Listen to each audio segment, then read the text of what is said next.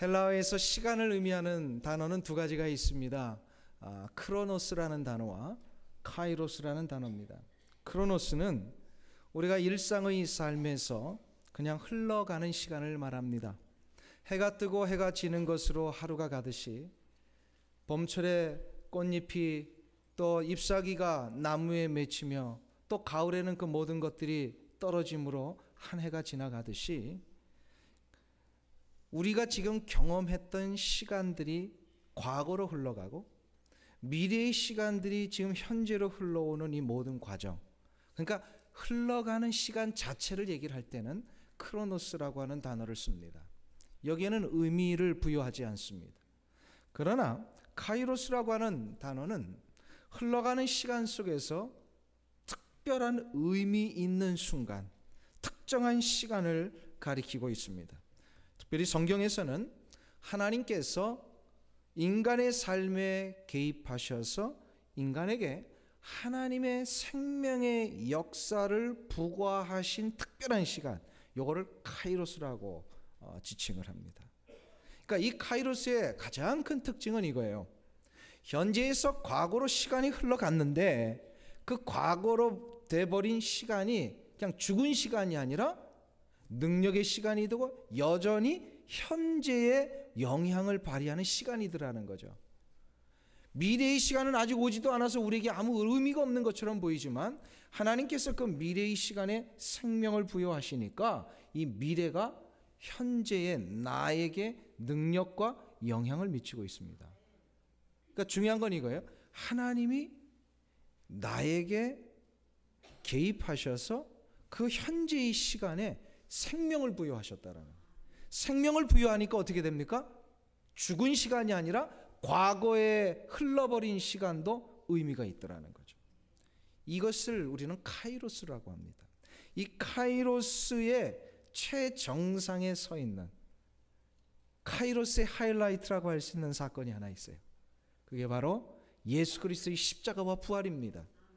그러니까 예수 그리스도의 십자가와 부활은 하나님이 특별히 우리의 삶 속에서 생명을 부여하신 시간이니까, 예수 그리스도의 십자가와 부활이 이미 2000년 전에 이루어진 것이지만, 과거의 시간이지만 그게 죽은 시간이 아니라 지금 나에게 어떻게 돼요? 의미가 있어요. 영향을 미쳐요. 능력이 돼요. 그래서 과거의 그 십자가를 붙들고 믿는 자마다 지금 내가 구원함을 받는 거예요. 아멘? 왜? 카이로스니까. 생명의 능력이 그 안에 부여되어 있으니까.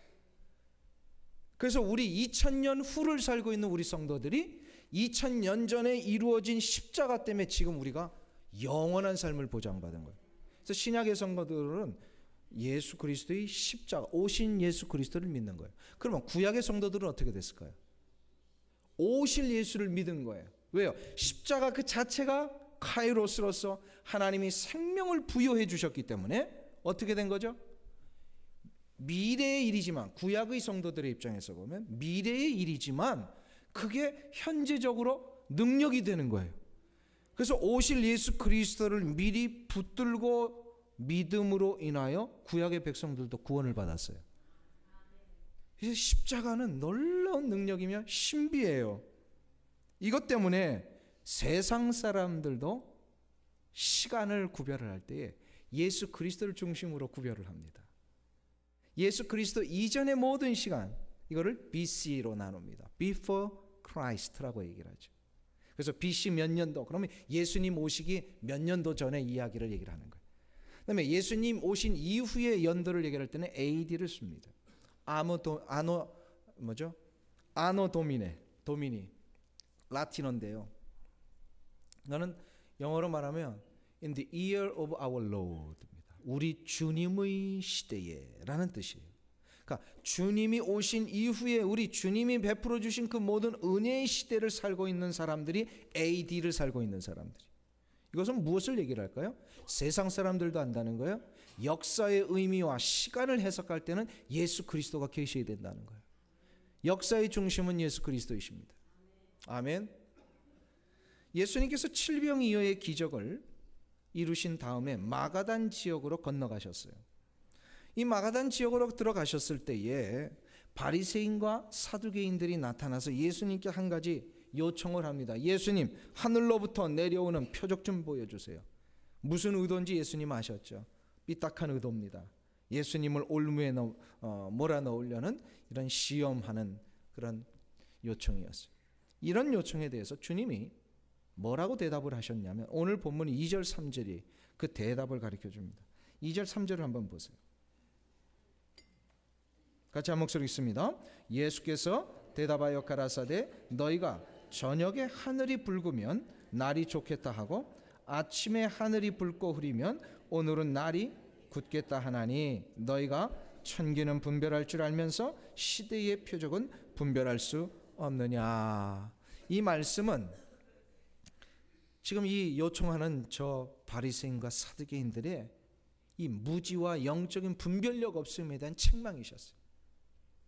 너희들이 지금 하늘로 내려오는 표적을 구하고 있다고 하는데, 보여달라고 하는데 지금 하늘로부터 내려온 시대의 표적이 이미 주어졌지 않느냐. 이미 주어진 표적을 보고도 보지 못하고 보고도 믿지 못하는데 뭘 또 달라고 하느냐. 이 얘기를 하시는, 책망하시는. 시대의 표적이 이미 주어졌다는 거예요. 하늘로부터 내려온 시대의 표적이 주어졌어요. 뭘까요 그게? 여기서 시대라고 하는 예수님이 쓰신 특별한 단어는요, 바로 제가 방금 전에 말씀하고 설명했더니 카이로스라는 얘기. 카이로스. 다시 말해서 시대의 표적이라는 것은 카이로스적인 이적이 이미 주어졌다라는 거예요. 근데 이 시대적인 카이로스적인 이적이 하늘로부터 내려왔어요.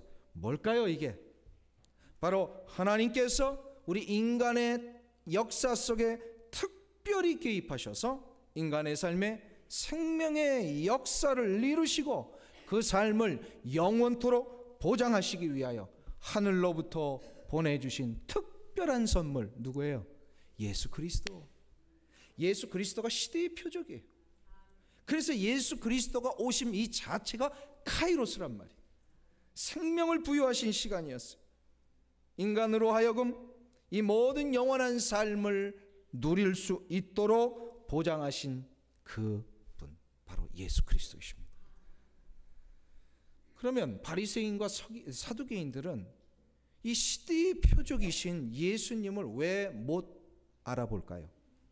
왜 이들은 예수님이 카이로스의 그 놀라운 이적이시다라는 것을 왜 분별하지 못하고 있을까요?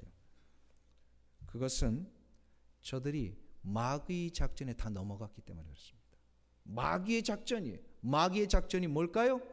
예수님을 예수님으로 보지 못하게 만들고, 표적을 표적으로 보지 못하게 만들고, 뭐가 뭔지 분별하지 못하게 만드는 이 영적인 어둠에 쌓이게 했습니다. 마태복음 12장에서 이 비슷한 이제 이야기가 이미 있었습니다. 이런 일이 또 동일하게 있었어요.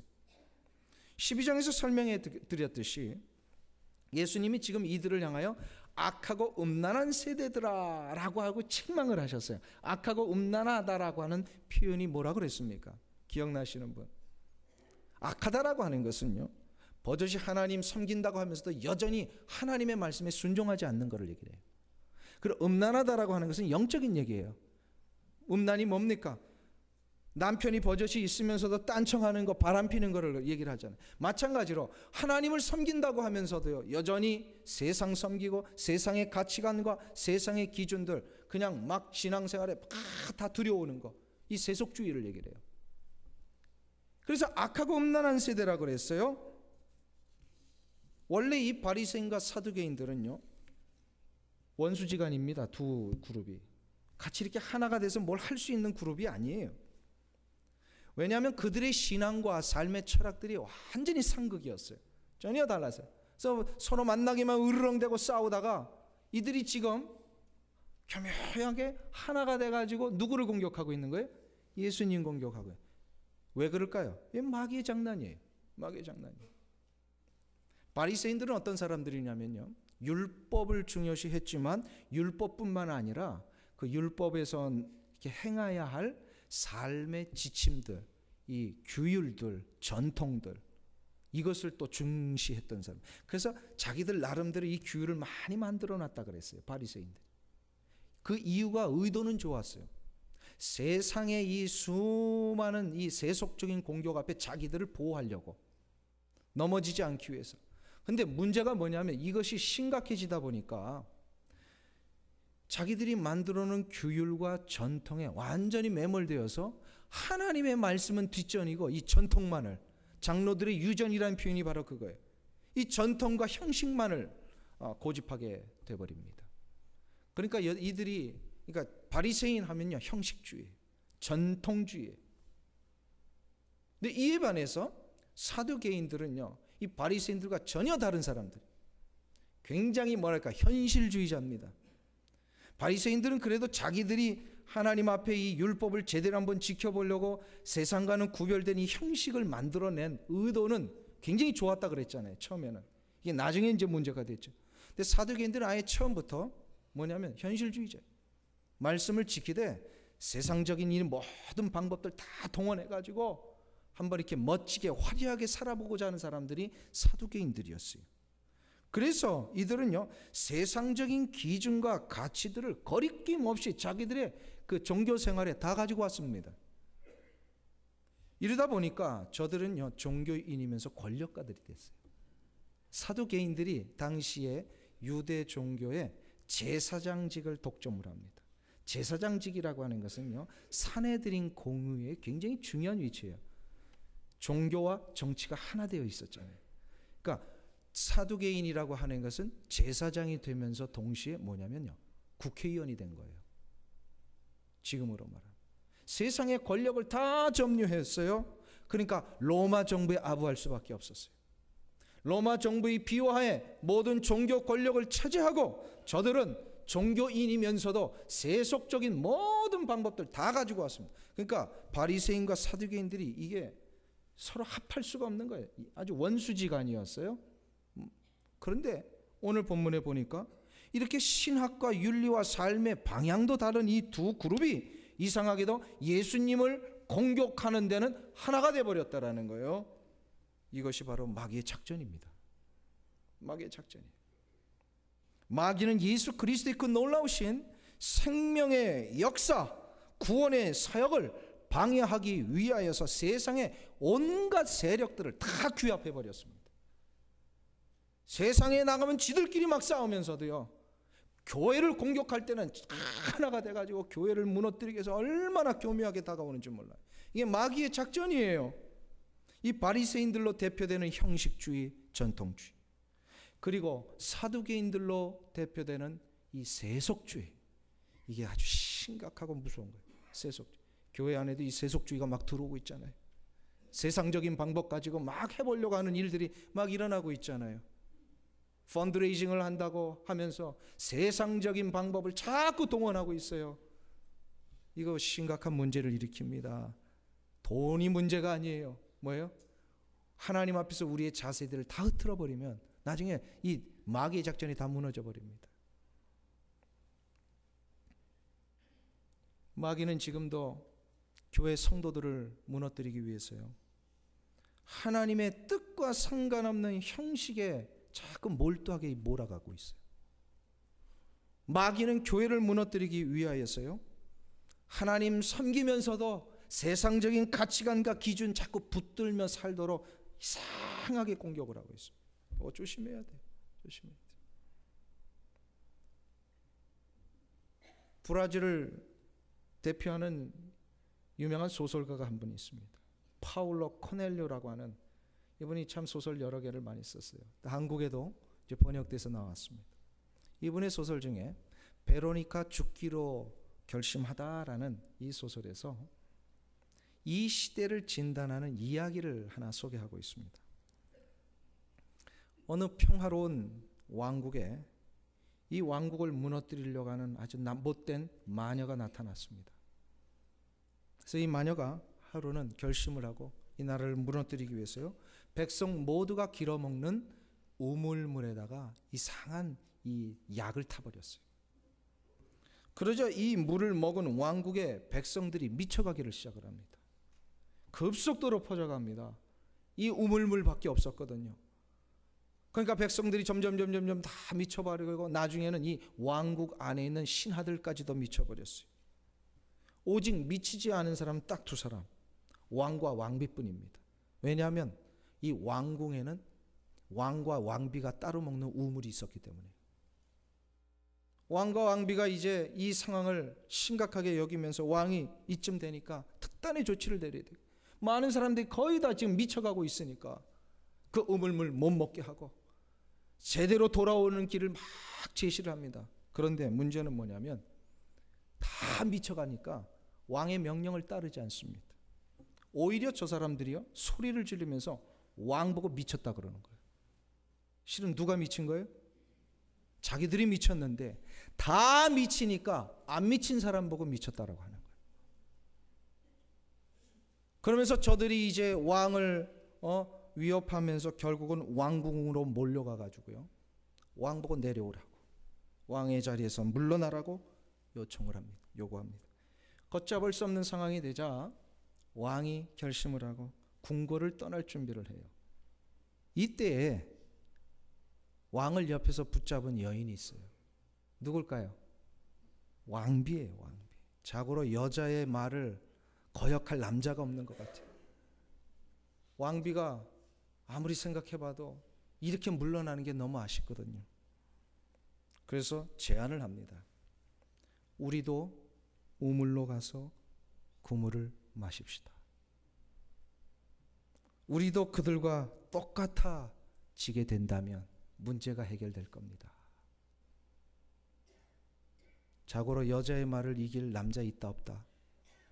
그래가지고 이 왕이요, 왕비 말을 듣고 물을 마십니다. 둘이. 둘 다 그래서 미쳐버렸어요. 왕비와 왕마저 미쳐버리니까 어떻게 되냐면 왕도 정신 나간 이야기를 자꾸 합니다. 그러자 백성들이 마음을 안심합니다. 왜요? 자기들하고 똑같아지니까. 백성들이 이 왕을 그대로 인정을 합니다. 그래서 왕과 왕비는 죽는 날까지 그 화려한 자리를 지키며 그 삶을 누리게 되었습니다. 이 이야기를 파울로 코넬료가 우리 가운데 주면서 하고 싶은 의도가 뭘까요? 하고 싶었던 말이 뭐라고 생각하십니까? 이 모습이 바로 이 시대의 모습이라는 거예요. 정상과 비정상이 다 바뀌어진 시대, 이게 바로 이 시대라는 겁니다. 이 시대는 무엇이 정상이고 무엇이 비정상인지를 분별하지 못하는 시대가 되어버렸습니다. 왜 그럴까요? 왜 이렇게 되어버렸을까요? 마귀의 작전에 다 넘어갔기 때문에 그렇습니다. 모두가 탐욕과 이기심, 욕망과 쾌락이라는 마귀가 뿌려버린 이 약한 우물들을 다 마셨기 때문에 그렇습니다. 그 약을 먹지 않는 사람들이 오히려 비정상적으로 보이게 만들어버렸어요. 이 시대의 모습이라는 겁니다. 저는 전적으로 동의합니다. 마귀의 작전이었어요. 마귀는요, 정상과 비정상을 바꿔놓는 일을 이 근래에 아주 심각하게, 아주 막 매몰차게 하고 있습니다. 한번 생각해 보세요. 마귀가 뿌려놓은 이 우물물 먹으면 어떻게 됩니까? 동성연애가 정상이라고 얘기를 합니다. 한 남자와 여자가 결혼한 것만을 고집하는 거, 이건 차별이고 이거는 인권을 무시하는 비정상이라고 얘기를 하는 거예요. 마귀가 뿌려놓은 이 우물물 먹어버리면요, 예수를 믿어도 적당하게 믿는 게 정상이지, 주일에도 예배 나가고 수요일에도 예배 나가고 새벽마다 주 앞에 나가 예배 드리는 거, 이거는 광신자들이라는 비정상적인 신앙생활이다, 이렇게 얘기한단 말이에요. 마귀가 뿌려놓은 이 약한 우물, 죄의 우물을 먹는 자마다, 교회 공동체가 이제는 21세기인데 이제 빨리빨리 세상 사람들이 좋아할 만한 이 기준들, 방법들을 빨리빨리 받아들여서 수용하고 세상 사람들에게도 좀 편안하게 다가갈 수 있는 모습으로 교회가 가야 된다고. 이게 바로 유능한 교회고, 이게 바로 성장하는 교회고, 이게 바로 정상적인 교회라고 이렇게 얘기를 한단 말이에요. 말씀에만 의지하고 하나님만을 바라보는 이런 신앙생활은 비정상이라고. 지금 시대가 이렇게 돼버리고 있지 않습니까? 이것이 바로 화려한 자기 자리를 놓치지 않기 위해서 똑같이 우물물 마셔버린 왕과 같은 모습입니다. 지금 이 시대의 수많은 교회들이 아무런 생각 없이 이 세속주의에 타협하고 있습니다.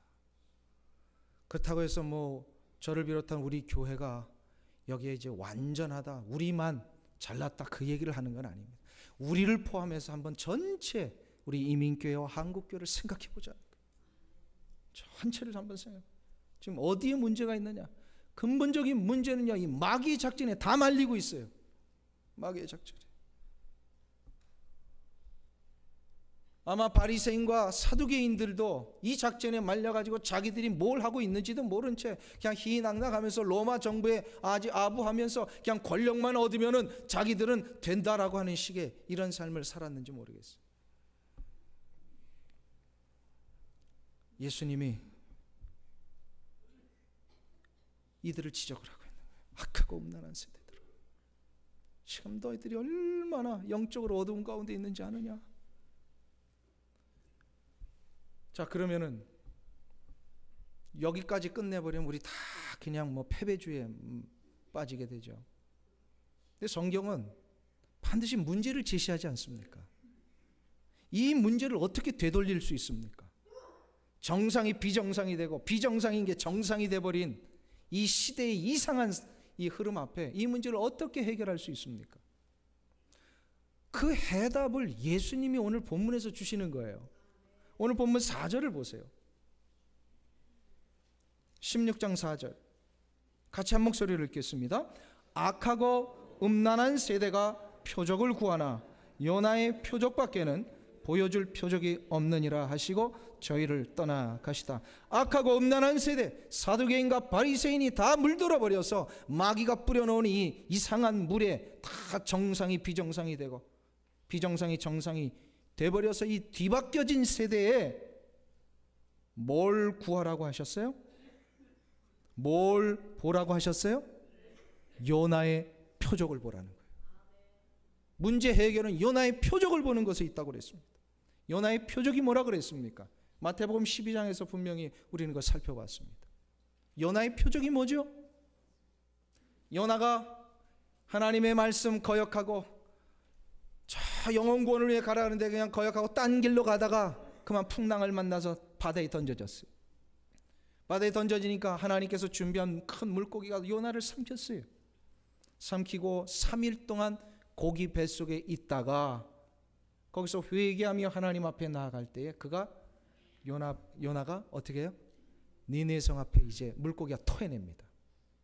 그리고 그가 니느웨 성을 향하여서 하나님의 심판을 선포할 때 니느웨 성에 수많은 사람들이 돌아오는 역사가 있었어요. 그걸 가지고 요나의 표적이라고 하는 거예요.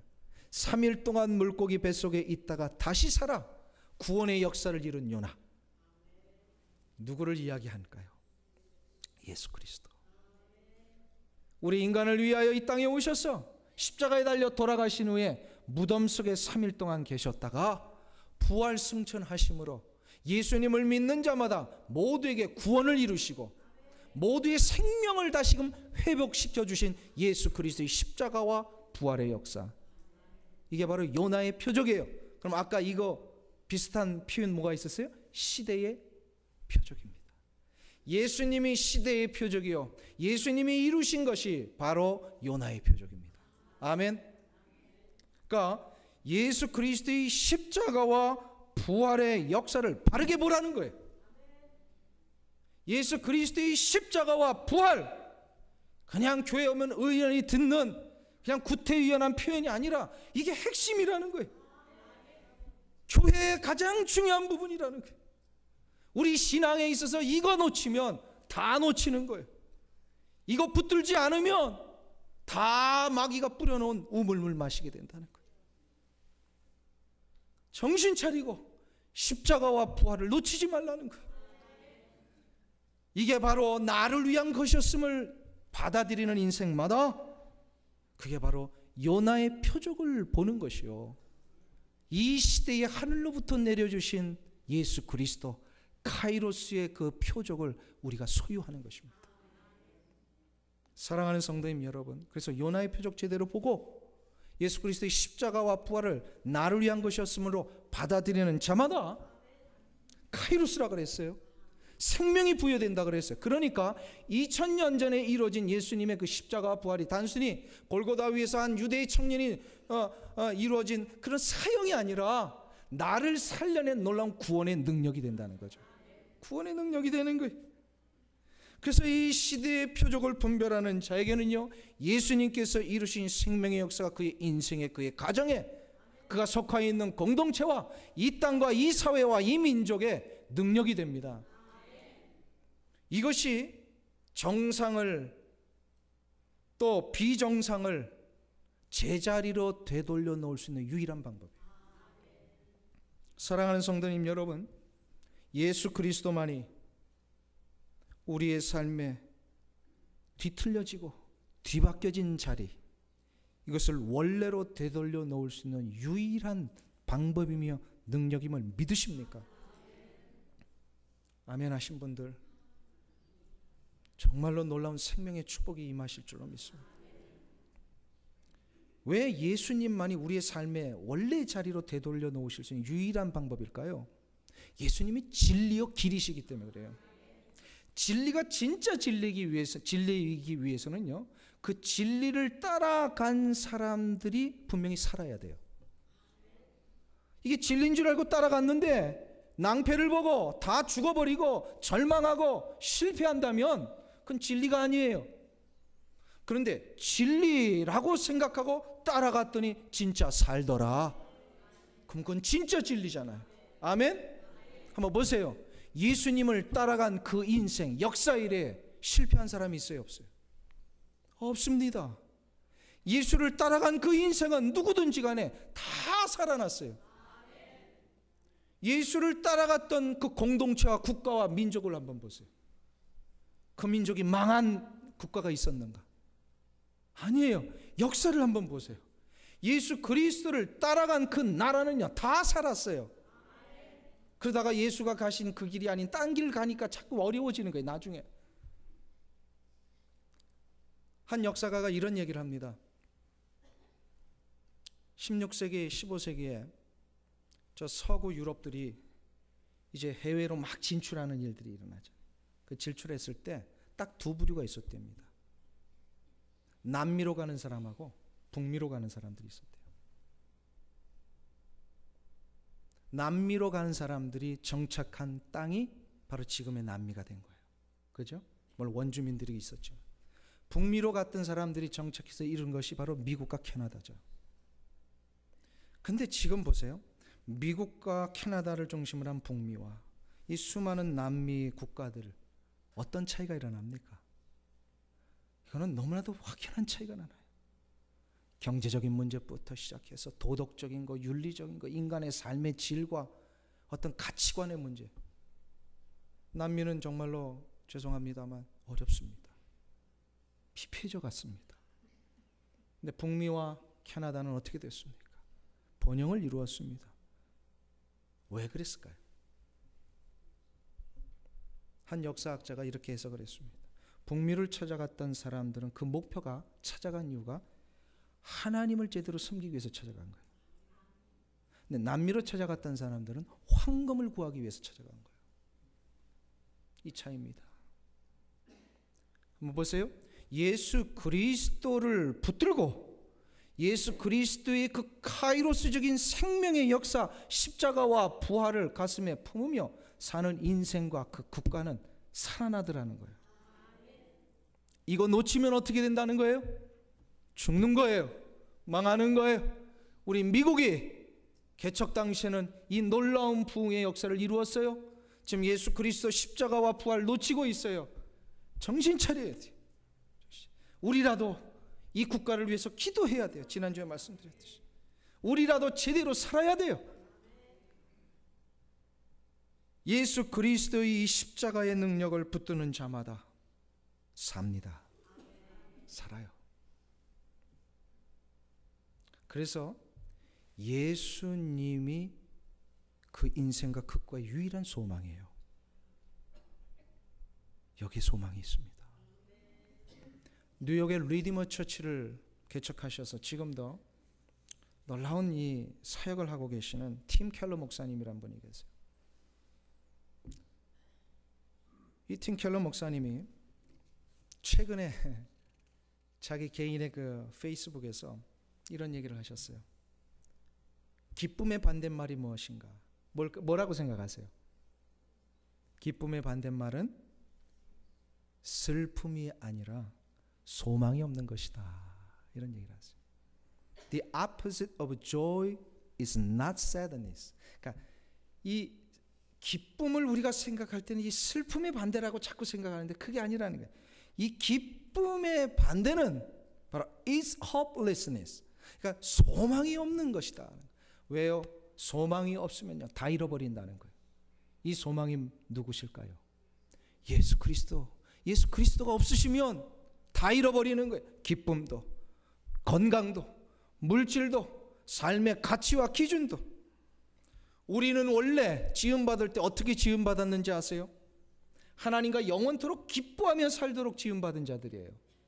아멘. 하나님이 보장하신 이 놀라운 생명의 능력을 영원토록 누리며 살도록 보장받았어요. 그래서 우리는 원래 병도 없는 자였어요. 슬픔도 없는 자였어요. 고난과 아픔도 경험하지 않아도 되는 자였어요. 그런데 왜 우리에게 이 슬픔이 오고 걱정이 오고 질병과 고통이 찾아온지 아세요? 마귀가 뿌려놓은 이 우물 마셨기 때문에 그래요. 이게 마귀의 작전이에요. 마귀 때문에 우리 인간이 다 넘어졌습니다. 죄를 짓는 이 순간부터 어떻게 됐습니까? 그래서 다 뒤바뀌어 버렸어요. 기뻐해야 할 우리에게 슬픔이 찾아왔어요. 감사와 감격으로 영원토록 살아야 할 우리에게 절망과 고통이 찾아왔어요. 영원토록 생명의 능력 누리며 살아야 할 우리에게요 질병이 찾아왔어요. 죽음이 왔어요. 그러면서 사단 마귀는 우리에게 귓속말로 뭐라고 얘기를 하는지 아세요? 그렇게 사는 게 정상이야. 그냥 고통이야. 인생은 고해야. 그냥 슬프다가 우울증 걸리는 거 이거 그냥 정상이야. 뭐 너도 나도 다 우울증이니까. 너도 나도 가정이 피곤해지고 갈라지니까 그게 정상이야. 이렇게 자꾸 우리에게 속삭인단 말이에요. 아니에요. 그거 정상 아니에요. 정상은 뭐입니까? 기쁨입니다. 참 생명의 능력을 소유하며 사는 겁니다. 이것을 원래의 자리로 되돌려 놓는 것은 오직 한 가지 방법밖에 없습니다. 이 시대의 유일한 표적 대신 예수 그리스도. 예수 그리스도가 우리 인생에 들어오시는 순간부터 뒤바뀌어진 모든 것 다 회복시키십니다. 다 회복시키세요. 여러분의 육체가 질병으로 이제는 평생 이것으로 살아야 되는 것처럼 혹시 느끼신다면 아니에요. 예수 그리스도가 임재하시면 정상의 자리로 돌아옵니다. 이 시대가 얼마나 이 영적으로 특별히 정신적으로 무너져 가는지 아시죠? 다 무너지니까 그게 정상이라고 생각하는데 아니에요. 그 비정상이에요. 이걸 돌려놓아야 돼요. 방법은 예수 그리스도. 예수 그리스도. 19세기에 미국의 청교도 운동을 주도하면서 너무나도 많은 영향력을 끼쳤던 귀한 한 여자 성도님이 계십니다. 리디아 백스터라고 하는 이분이신데요. 젊은 처녀 시절부터 복음 전파와 이 전도에 얼마나 열정을 했는지 많은 사람들이 그분 앞에 구원받는 역사가 있었어요. 이분이 그런데 결혼한 다음에 이제 남편도 아주 신실한 크리스천인데 남편을 따라 뉴욕으로 이주를 해왔어요. 근데 뉴욕에 이주해 온 이후부터 아주 심각한 질병과의 싸움을 싸우기를 시작을 합니다. 그래서 기록에 보면 이제 죽을 때까지 이 질병과 싸우셨대요. 그러나 이 리디아 백스터 여사는 자신의 찾아온 이 육체의 질병 때문에 물러서지 아니하고 주저앉거나 좌절하지 아니고 더 기쁘게 더 의욕적으로 주를 위하여 사는 이 삶을 누리며 사셨대요. 힘들지만. 그래서 오히려 그분을 병문안을 오는 사람들이 위로해 주러 왔다가 도리어 위로받고 가고, 그분의 이 놀라운 이 영적인 이 감격과 희열 때문에 오히려 그분한테 영적인 그 도전받고 돌아가고 막 이런 일이 일어나는 거예요. 저도 그런 경험했어요. 이제 아픈 분 신방 갔는데 그분이 저를 오히려 위로해 주고 막 그러시는 경우도 있어요. 아마 그랬던 것 같아요, 이분이. 그래서 어느 날 이분에게 한 지인이 찾아가서 물었답니다. 우리가 당신을 방문하러 가는 이유는 위로해 드리려고, 또 함께 기도해 드리려고 하는데 갈 때마다 우리가 오히려 위로받고 도전받습니다. 그 비결이 뭡니까? 이때 이분이 이렇게 대답을 했어요. 저에게는 특별한 무기가 하나 있습니다. 바로 예수 그리스도의 이름입니다. 그러면서 이런 얘기를 합니다. 원수 마귀가 나를 유혹해서 우울하고 무기력하게 만들려고 할 때에 저는 예수의 이름을 외칩니다. 그러면 마귀는 더 이상 나를 유혹하지 못하고 물러갑니다.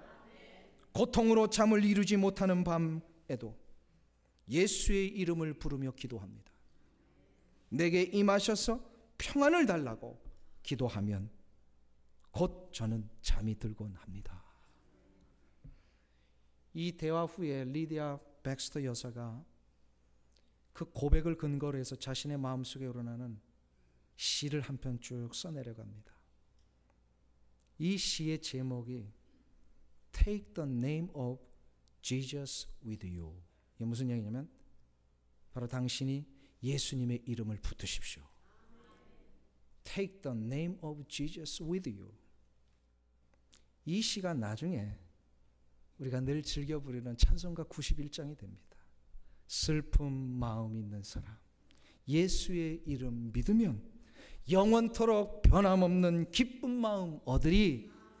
예수의 이름은 세상의 소망이요 예수의 이름은 천국의 기쁨일세. 할렐루야. 믿습니까?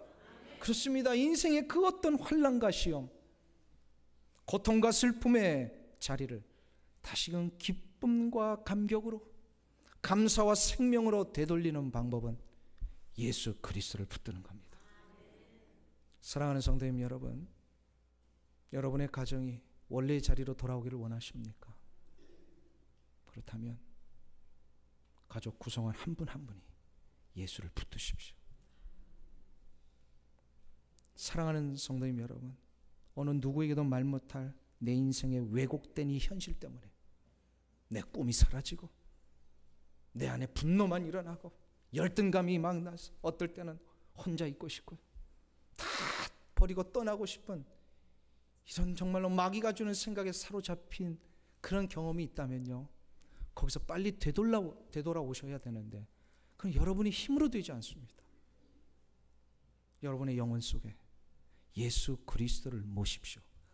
모실 때에 예수님이 생명의 능력이시니까 여러분의 생각과 여러분의 의지와 여러분의 감정과 영혼의 상태까지도 다 되돌려 놓으실 겁니다. 이 은혜가 여러분들 가운데 일어나시길 축원합니다.